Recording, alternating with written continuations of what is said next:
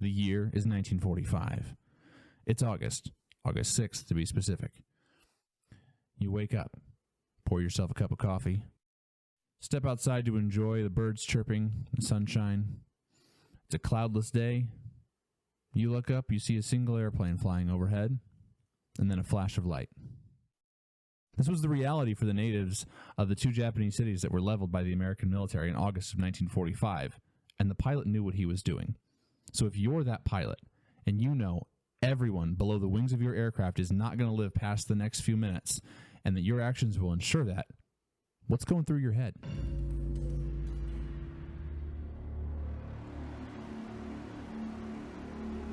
Hello and welcome to the American Not Partisan podcast. Obviously, this is where we focus on being American and not partisan. We understand that it could seem with how much we talk about how great America is that we think that the country is perfect or without room for improvement. Obviously, that's not the case. The country is far from perfect. But hence the name, we think that it's good for Americans to focus on the one thing we have in common and celebrate the country we share. So, Andrew, if you're the pilot, you're the one pushing the big red button, so to speak, what's going through your head? I can't even begin to imagine what that would look or feel like. Really, like the first thing that comes to my head is thinking about how irreversible this action is. And then as I'm thinking through that, I would be wondering, like, is this what's necessary? And then even beyond that, the question is this going to work? Like, the whole idea behind dropping the bombs was enough of a shock to the Japanese that they would say, all right, we're done. And as long as that works, you could make it, you could justify it in your head pulling that trigger, but if you weren't sure and you were wondering, like, what if this doesn't work? What if this is all for nothing? That's an interesting point to make. I don't think I had ever thought of that. What if we drop a bomb, kill thousands of people? I drop a bomb, I kill thousands of people. And what if the war goes on for another 8 years? Was that worth it? Was that, would we... And I'm sure at least at first, that first pilot was struggling because they didn't surrender at first. That's why we did a second one. And yeah, I'd never thought about that. That's a heavy thought. But you could kind of justify it, too, because you can kind of say, this is my chain of command. This is what I have to do. It's what my commanding officer tells me and even to do. especially in this context, if I don't pull that trigger, the next guy's going to. Like, it's going to happen. It's come down the chain of command. Somebody's going to do it. But I feel like there's a certain degree of as people, like, the amount of destruction this bomb is going to do, and like, that's huge. Like, it's huge, and obviously, like, the point was a big enough, like, shock that they stop and come to the table, right? Right. But man, what if they didn't? Especially when you take into account, and obviously I don't know how much of the, like, facts on the ground the pilot had, right? But we know now that roughly 90% of the casualties in at least Hiroshima were civilians. So, and that begs the question: if we're bombing mostly civilians, what made that our best option? Like what was going on? And I know that we weren't there at the time, but what was going on that made that the best alternative? Well, I think like we kind of touched on earlier, is like we needed. So let's kind of back up. Let's take a look at the 30,000 foot view. It's August of 1945. The war in the European theater ended with Germany's unconditional surrender in April of 1945. So we're now months past the end of the war in the European theater. We're still fighting the Pacific. We're fighting hard. There's heavy casualties on both sides. We're at a point where we're like, this war should be over, and it's not. and we're still dealing with Japan and all the stuff that comes along with that. And by this point, I think that we're at a point of where it's like, this needs to end. And the only way that we determined that we could end it was with something big enough that would shock not just the people, but the government and really the world. And that goes, okay, hang on, we got to do something so this doesn't keep happening.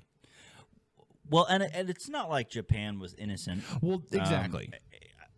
And and I hate to say this because it's war, right?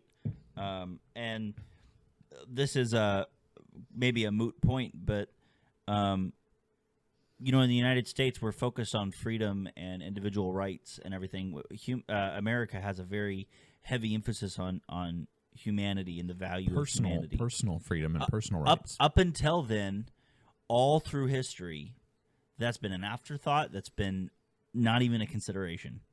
So Japan, in their war against China, they had killed 14 million Chinese since 1937. But I don't know what percentage, but a huge percentage of that were civilians.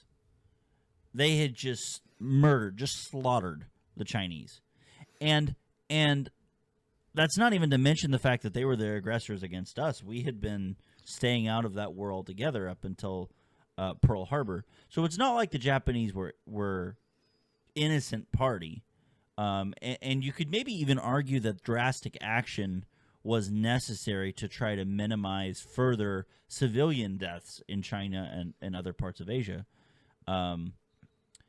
But still, it's a hefty thought to think that you're bombing mostly just your average Japanese civilian. It's a yeah, but I think I don't know if I would ever get over the guilt of pushing that button.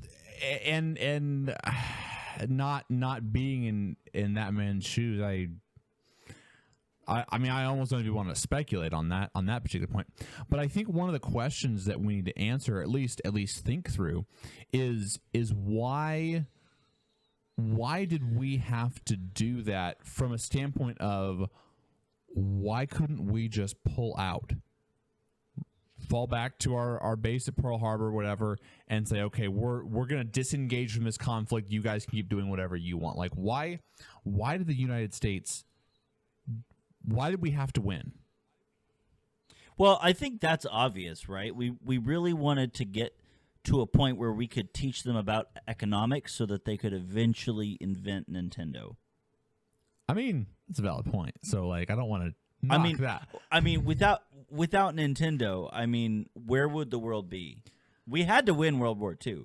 Think about it. If the Japanese government had never surrendered, they would have never allowed their civilians to be creative and make something like the Nintendo 64. It's just facts, man. I mean, like I'm a car guy, right? So like I'm like, dude, like all the cool Japanese cars they made, like I'm more about the cars than but I think the idea is that the American ideals, the idea of personal freedom and that personal freedom that breeds innovation and economic freedom, those things are net positive, right? Like they're a good thing across the board.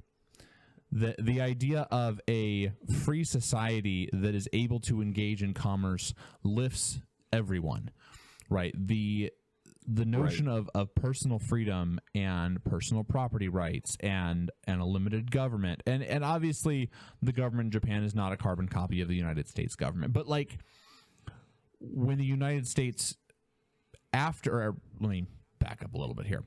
After the Japan surrendered to the United States basically occupied Japan for about 7 years. And part of that occupation was removing everybody from the previous government of Japan and barring them from serving in the government ever again. So we went into trying to win this with the goal of we want to help the Japanese people and we want to stop the senseless bloodshed that was taking place in the Eastern Pacific there. Or right. Well, Western and Pacific, if you compare that to just the trends of national conflict through history. When I think about this, I'm always amazed because I compare it to like Germany or Poland, right? Germany and Poland hate each other even today, partially because of World War II and what happened there, but also just going back through history, the German people and Poland have always been at odds, and their historical hatred has been ancient, and that's all that to say. Just that the trend is all through history, when two nations have bad blood, it stays with them for generations. And there's something unique about the American approach to Japan specifically. After 7 years, we might not be thick as thieves, but we were on good terms. And now 70 years later, not even 100 years, Japan is one of our closest friends, and they're one of our greatest. They have always been since World War II. They've been one of our greatest trade partners, and both us and Japan have been greatly enriched by that bond. But all that to say, the American approach is not to occupy Japan for national gain. We're not there to put a military base to keep our thumb. Well, or, and I don't know our if eye we on could quite China. say Or, that it's not for national gain, because in the one hand it is, but Well, not in the way that like traditionally it has been done. Sure, I'll give you that. It's not that it hurt us, and we're better off with Japan being our friend. So yes, it's for national gain, and they've enriched our economy through trade as well. So it's not for national gain. But if this had been anyone else, if Japan had conquered us, they would have taken over the country. They would have put military bases everywhere. They would have put in their own quasi-government. They would have taken away our freedoms. Have you seen The Man in the High Castle? Have you seen that show? It's on Amazon. No. It's a really interesting, I guess we'll call it a thought experiment. It basically, and I've only watched a little bit of it, but the storyline starts out with basically, what if the U.S. lost World War II, and Germany controls the eastern half of the U.S. and Japan controls the western half, and it's, and I don't want to give away the whole show, but the idea is that what if this is what America would look like if we didn't win? And it's a bleak picture. Do you know how to say Toyota in Japanese? No, I'm not familiar with the Japanese. Okay, it's pronounced Toyota. And then obviously you can do that with every Honda, Subaru, Nagasaki, Suzuki. Well, I am at least glad that you're not a Japanese language expert, because that was actually physically painful. But we're drifting here a little bit in what we're talking about. I think this is valuable conversation. Smash that like button if you like this sort of thing. If you want to hear me mispronounce everything in somebody else's accent. That's how we get there. The idea that the U.S. had to win, I think was the correct idea. And obviously it's easy to theorize and come up with theories, 70 years removed from this. But the U.S. had to win. That's why we dropped the bomb, which then led to Japan's unconditional surrender. So given that, I want to spend a few minutes talking about why the way that we occupied Japan was different. And we'll get into post-World War II era, the rest of the world, like European theater, in a future episode. But what was different about even just the timeline of occupation? Why was that unique, and is that something that we've seen anywhere else in the world at any point in time? Well, to be honest with you, I don't know if we've seen it maybe at all until the United States started doing it. I think we did it the first time in World War I, with just how we treated some of the other nations. I think we occupied Germany for a while and how we treated them. Don't quote me on that. That's a vague memory that may be wrong. But other than that, I think that might be the first time in history where we've seen something like that. And since then, there's been nations that have repeated that. England, Western nations have done similar things. But I don't know if you've studied Japanese culture at all. I haven't studied their modern day culture, but I'm a big fan of their history. And if you look at their religion, so to speak, it's hard to really call it the religion, but they believed in a god of the wind, basically. And the reason why they believed that is because the Mongols had tried to invade them multiple times, each time being heavily thwarted and damaged at sea by the ocean. And so the Japanese began to see themselves as being protected by the gods. And so going through history, they had this mentality of being the superior race. And it's just, maybe it's because they were so obsessed with honor and dignity and having a good name and being memorable and being loyal to their purpose. But they are very much driven, and I think that they still are today, just not necessarily in a military sense. They're very driven to be the best that they can be, and in that sense, they saw their enemies as if we're winning, we're better. And when we beat them, it was a huge paradigm shift. Because up till now, they're thinking we're protected by the gods. We're the chosen one. They're out there in China just wreaking havoc on China. Highly successful group. The Japanese were a machine. And they did very well against the United States as well. All this to say, when we took over Japan, General MacArthur was now seen as the victor. He is the higher. He's the superior. And the Japanese began in their culture to adjust their perspective towards Americans. And MacArthur had this opportunity to put his thumb on Japan and make a subordinate puppet state. But he treated the people with respect and with dignity, and with the purpose of him being there was to nurture a culture, build a society that was good for the people, kind of as you've already said.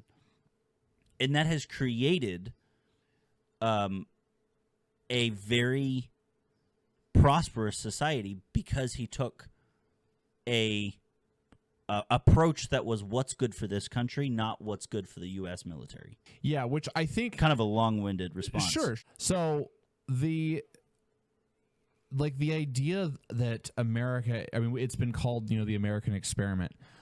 The United States of America has tried a lot of different things as far as like the way that we put our government together, the way we put our financial system together, all these different things that we've kind of tried out.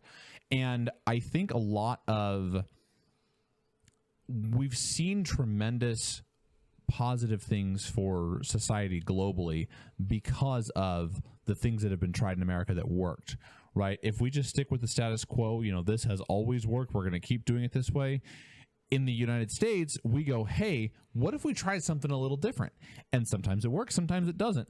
But we're constantly evolving and improving upon what was. And obviously, like, there's times when we go and we go the wrong directions. Look at the Japanese internment camps during World War II. Like, that was obviously not a good thing.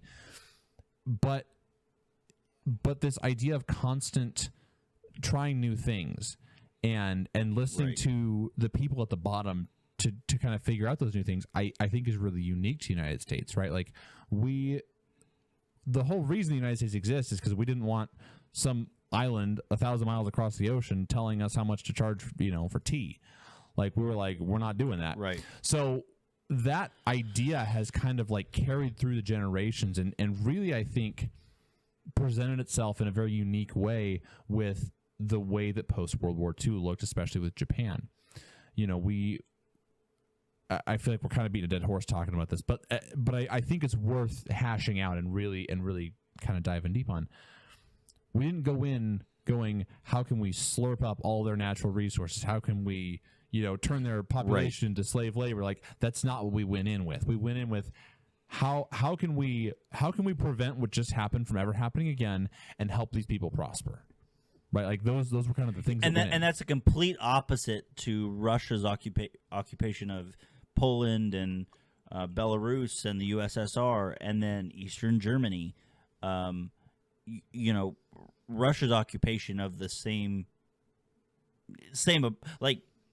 situation, different approach. That's a perfect example of the United States may be the first time there has ever been an occupation that has not been geared towards enriching the occupying nation. Now, obviously, it's been good for us long term to have a friend, not an enemy in Japan, to have a trade partner, have somebody that if we had to, I'm sure, I don't know about today, but for a long time, I'm sure they would have let us put troops there if we needed to for whatever the reason. We had really good relationship with them, and it's never been reproduced. What I was saying about Poland and Germany, when nations butt heads, that stays with the people, that stays with the civilian population for generations. Yeah, that bad blood This doesn't is the just first go time away. we flipped it in 70 years. Exactly, Right, yeah. and we flipped that in 70 years. We killed more people with 2 bombs in 2 momentary instances. We killed more people than has ever been seen on the face of the planet. And the country we did it to, in less than 70 years later, we are well over that problem. Yeah. Well, we say that. I kind of would be interested to hear from a Japanese person born and raised in Japan if there's any bad blood on their side. I would assume, and again, I don't like assuming, especially not when we're recording that I'm assuming, but I would assume there's going to be some people that there's still bad blood, right? Like you're gonna have that. I think with just about anything. I'm sure there's some people that are still justifiably angry about it. And our grandparents, my grandparents were alive during World War II, so I'm sure that there's a lot of Japanese people that had relatives that died in those bombings. And, so I think you're right. I think there's a really good chance that there's a lot of people that have a poor opinion of the United States over that. It definitely shifts when you talk about, like, well, imagine being this person to, my grandma still has radiation burns from this. Like, that sort of thing is like, that changes the sentiment a little bit. And like you're always going to have individuals that feel outside of what the general consensus is. But I think that it's probably safe to say the general consensus is the U.S. and Japan, generally speaking, are on pretty good terms. Like, does everybody in the U.S. love everybody in Japan? No, obviously not. Like, we can't make that kind of a... Everybody in the U.S. doesn't love everybody in the U.S. So I mean I think that's as good a place as any to wrap this one up, unless you've got anything else to add. No, just that I think that Nintendo and Toyota might be the best outcome of World War II.